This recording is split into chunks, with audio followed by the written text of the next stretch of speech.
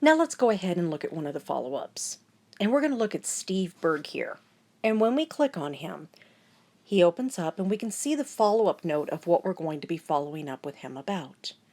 But let's go ahead and click on his name right here, and we can see the rest of the information regarding Steve. Now you'll see this highlights area. The highlights area is a piece of sticky information. It's at the top of the contact every time you look at them. This information could be anything from spouses' names, kids' names, maybe where the person works. The way I like to put it is any information that you would want to know about this person each and every time you interact with them. So if you were at a coffee shop and you saw somebody across the room and you knew it was Steve and you're like, "Oh my gosh, what are his kids' names? What's his wife's name? I forgot what department he's in." And you have 60 seconds to pull out your app and look and find some information so you can have a meaningful conversation with him. Those are the type of things that you're going to put in this highlights area.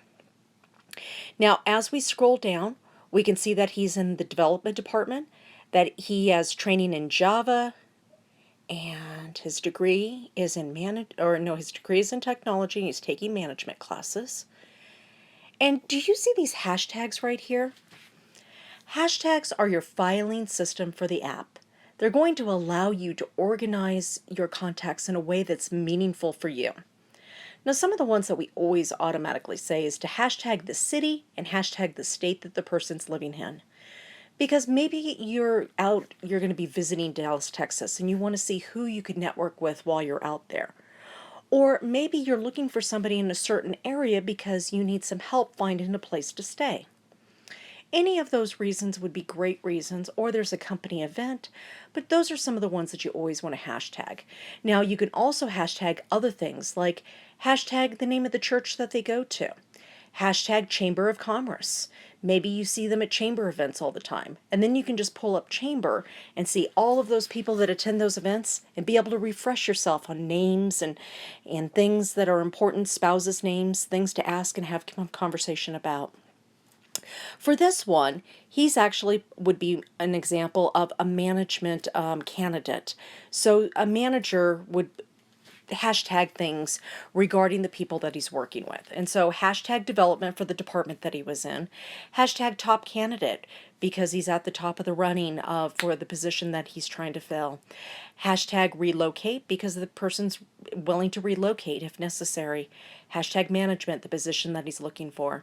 Other things, as I said, hashtag the name of the church that they go to. If they go to your church, hashtag church, hashtag Chamber of Commerce.